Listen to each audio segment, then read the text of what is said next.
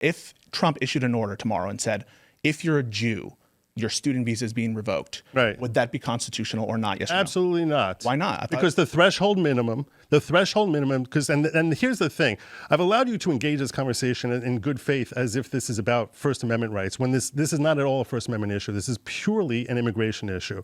And this is what I was saying with respect to the fact that while I'm a free speech advocate, I don't think that this in any way touches on free speech and the concept of our First Amendment rights.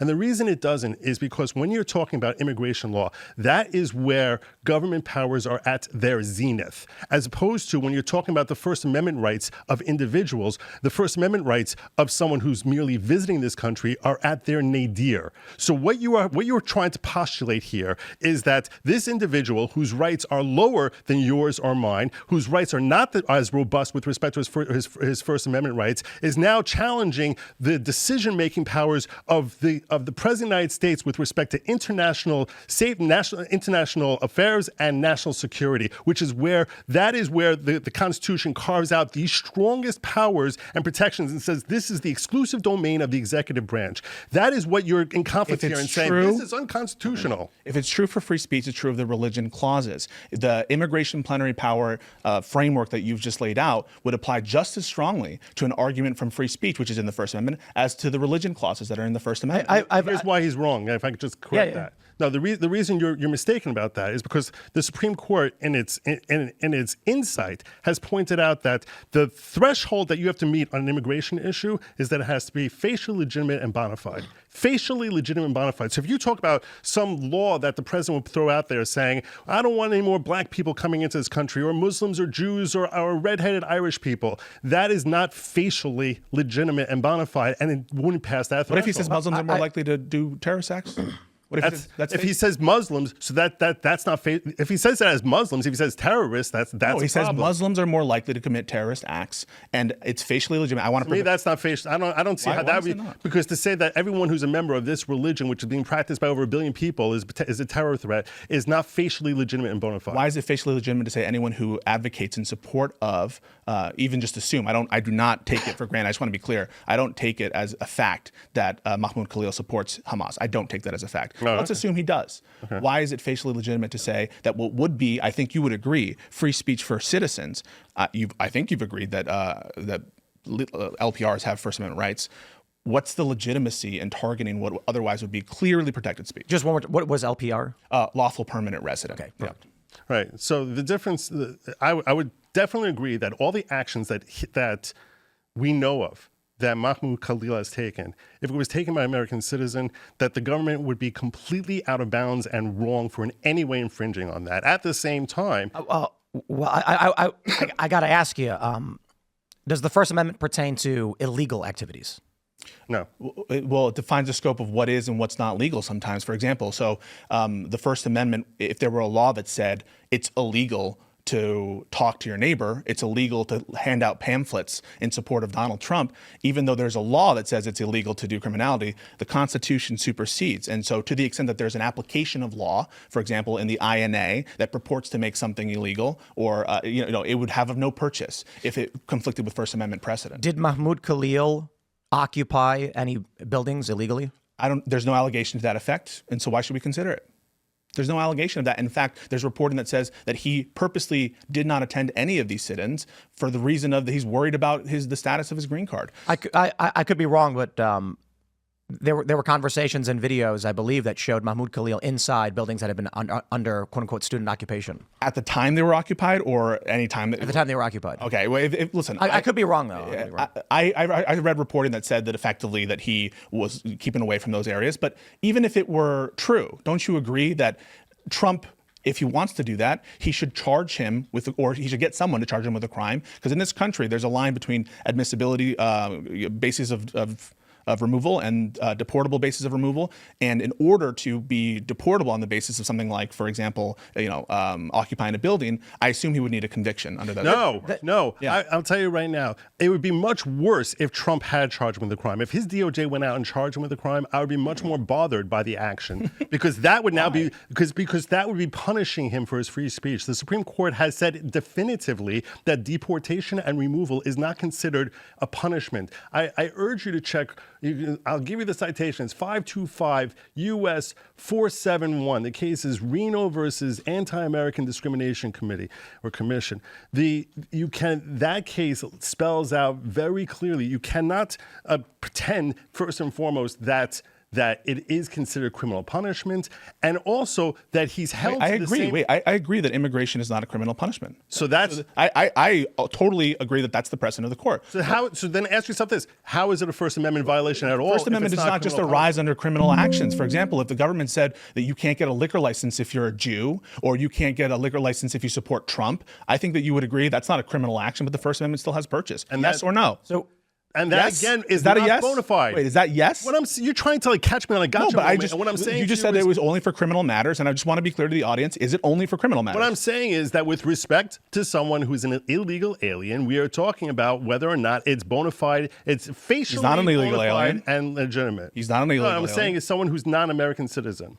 Let me ask you guys for clarification, because the Immigration and Nationality Act, Section 221, subsection I, says after the issuance of a visa or other documentation to any alien, the consular officer or the Secretary of State may at any time, in his discretion, revoke such visa or other documentation. There's more to that. There's exceptions. I don't know that I need to read the whole thing. I think you're both familiar with this.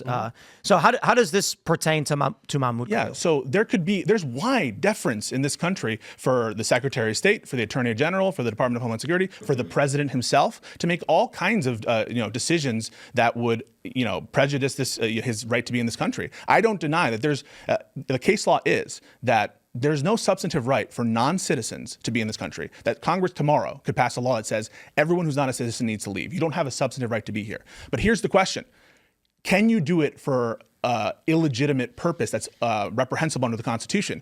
Using the statute, not saying that the statute itself is unconstitutional facially, but as applied, could you say, for example, in my discretion, because you are a Jew, I am taking away your visa? The answer is no, right? Well, would you agree? So far, what I've gotten from what you're saying is that it sounds like the reason the Trump administration has not accused him of a crime pertaining to those protests and has simply cited national security concerns is to avoid a hearing based on the arguments you're making. Yeah, that's reprehensible, isn't it? Well, no. I mean, that's not what happens. Well, but the issue is, if it's true, would it be reprehensible to we're really doing this for the crime, but we're kind of sneaking it in? Wouldn't that be horrible? I don't know that they're actually doing it for the crime. I'm saying, if Donald Trump said we don't want people who are not citizens to try and influence our government. No. If it was a pretext, right? So if it were true that he wants to punish Mahmoud Khalil for actual criminal acts, but he's just trying to do it faster through this other method. Well, there's a lot in there. The word punish, for instance. If I don't want to ascribe anything, and what I'm trying to get at is, if Donald Trump were to say we need pretext to remove this man, he's going to find himself in 1A hearings. Would he find himself an enemy of you, or would you condemn him for coming up with pretexts to remove people or to punish people? But again, just to clarify, because I want to make sure we get the full point before we get into that. The issue appears to be that the Secretary of State has the legal right for any reason in his own discretion at any time to revoke an alien's visa. Under the law, but as applied, could they violate the Constitution? So I'll ask you, Tim, if he said, in my discretion, I'm going to revoke the visa because he's a Jew, you think that would be illegal? To revoke someone's visa for being a Jew? Correct. In the exercise of discretion, would you say, for example, well, it says he can revoke it for any reason. Would you say that's legal? It's a good question. What I would say is... You can say I don't know.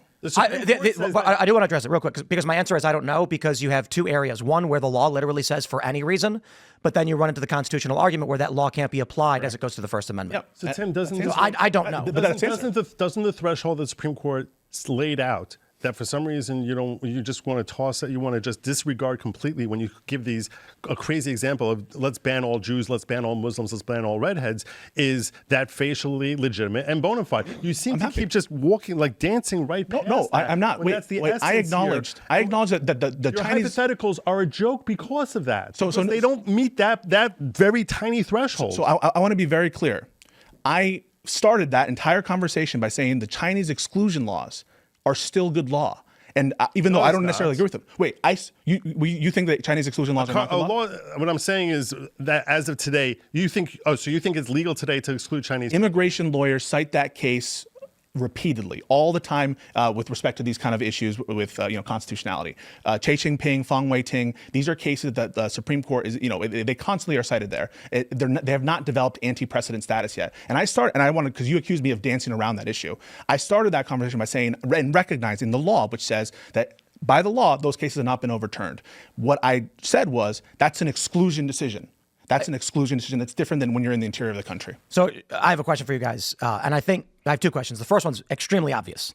If a black man walked into a bakery and they said, we don't serve black people, that is illegal.